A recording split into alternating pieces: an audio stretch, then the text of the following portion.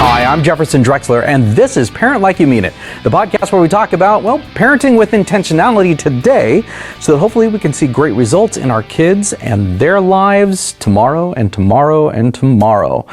Now, first of all, before we get started, I really want to say thank you to Christian Podcast Central. They are the backbone behind all of this. They make it happen. So I really want to encourage you, go to ChristianPodcastCentral.com to check out more engaging and incredible podcasts and videos. I think you're really going to be blown away by the talent that's there. Now, I just turned 50, but this isn't about my birthday. It's actually about my kids' birthdays. In fact, that moment right there that just passed, that's about all the attention that my birthday has received in the past 18 years. You see, my oldest son's birthday falls 2 weeks before mine, and since he typically enjoys a birthday month, I enjoy a figurative Passover instead of a holiday of my own, typically. Couple that this year with his 18th birthday and then his high school graduation, and well, enough of my griping. I really want to talk about my kid's big day. And his brother's big days, too. Sure, they were months ago, but that means that they're coming right back around the corner, right? But in regards to my oldest, according to the law, my little buddy is now a full-fledged adult. He can enlist in the military. He can vote. He can donate blood. He can buy lotto tickets. He can also drive up credit card debt. He can elope and then get divorced. He can be sued and charged as an adult.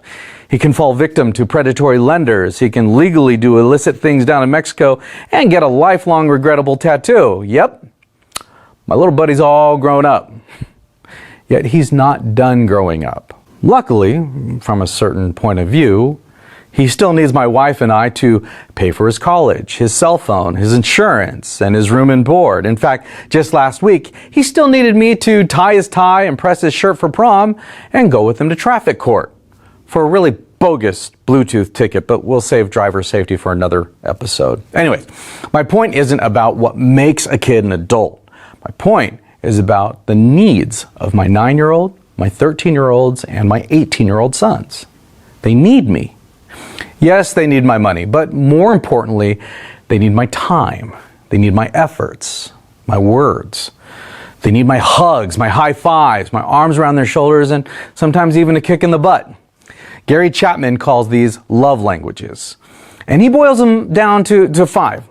There's quality time, acts of service, words of affirmation, receiving gifts, and physical touch. And in a nutshell, they're the ways that each of us express and respond to love and acceptance. As a parent, the trick is to figure out each of our kids' primary love languages and then grow fluent in each of them. And to make the trick even trickier, you have an 80% chance that theirs is different than yours. And there's no such app as a relational Rosetta Stone. I've looked. I can vividly recall when my relationship with my own dad just broke down. At its core, I needed my dad to tell me that he was proud of me, while he wanted me to voluntarily clean the pool or mow the lawn.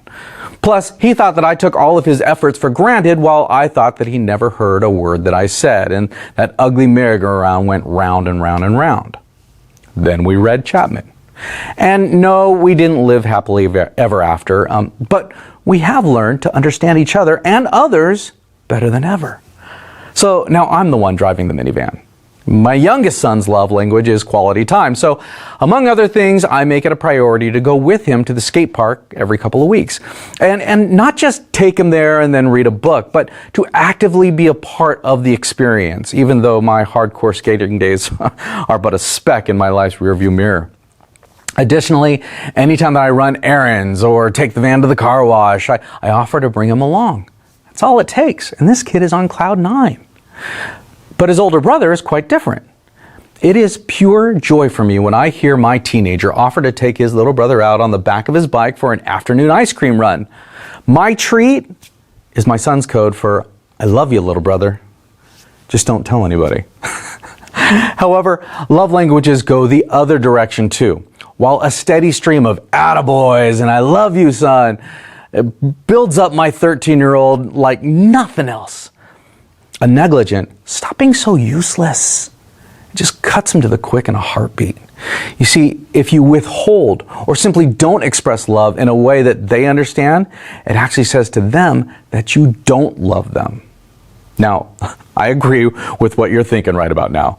It can be exhausting trying to figure out all of this. Imagine being tossed into the world's most critical job, and you have just a handful of years to become fluent in 5 different languages.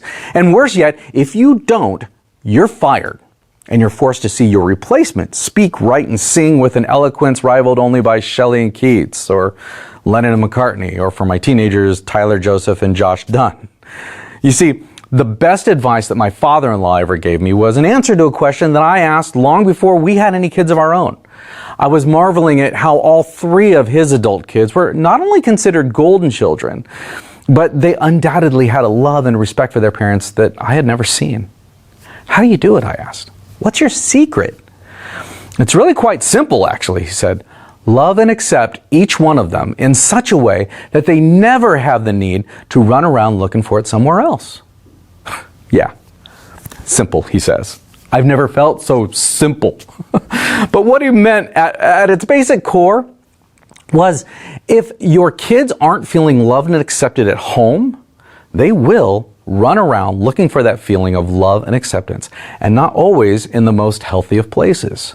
On the extremes, this partially explains why a 13-year-old would join a gang, or why a 15-year-old girl would sneak out and lie about where she's been and who she's been with.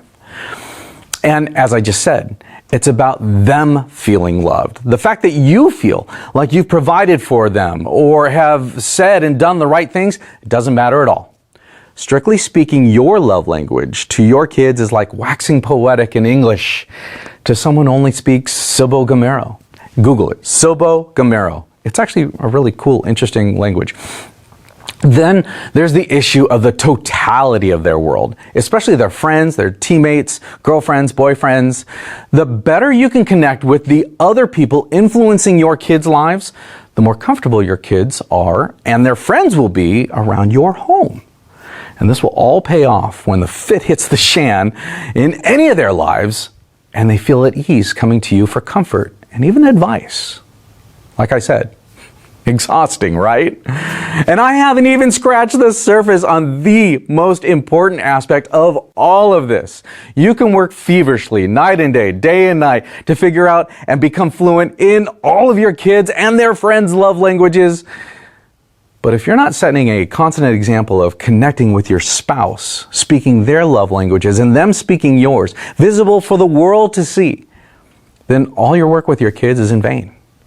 You absolutely must not just speak, but shout, sing, live out your bride's love languages for her and all the world to see and hear. Now, I can hear some of you right now. Holy cow, this is too much. And my kids are already in high school, or they're even fully grown with families of their own. It's just too late. Well, sorry. You don't get to skate on that one. It's never too late. And as I mentioned earlier, this stuff didn't even dawn on my dad and I until I was in college, and we have a phenomenal relationship today. And in full transparency, there was a terrible breakdown in all of this between my oldest son and me last summer. But with some very intentional work, my little buddy is now my big buddy. Partly because of our relationship and partly because he's now taller than me. So now you're arguing, where am I supposed to find all the time for all of this? I've got a mortgage and I've got a car payment. I've got a job. Plus, my kids can be downright annoying sometimes. The last thing that I feel like doing is some nonsensical, touchy-feeling garbage. But this isn't about what you feel like. It's about the character that you're developing in your kids today so they can be strong men and women of character tomorrow. It's so that their spouses and children, your future grandchildren, will do whatever they can to spend time with you, not out of duty, not because it's Christmas or Easter, but because they want to, because they love to. And I never said that any of this was easy, but it's necessary. It comes down to priorities. If your only incentive is a possible payoff 20 years from now, becoming fluent in multiple love languages in record time may not land on your life's front burner. But what if I offered you $5,000? $10,000? A week in Cabo? You see, if the reward is great enough, I am certain that you can make it a priority. And I guarantee you that if you choose to reach out to your spouse and your kids by learning their love languages, the payoff headed your way far exceeds umbrella drinks and sunburn. Now, on a final note, my primary love language is words of affirmation. My oldest son's is giving and receiving gifts. So on top of all the presents that we've already given you for your 18th birthday, son, all I have left to say is, happy birthday, buddy. I love you. And I'm proud of the man that you've become. This is Parent Like You Mean It. Thanks for watching. Thanks for indulging me. And son, you still owe me a birthday present.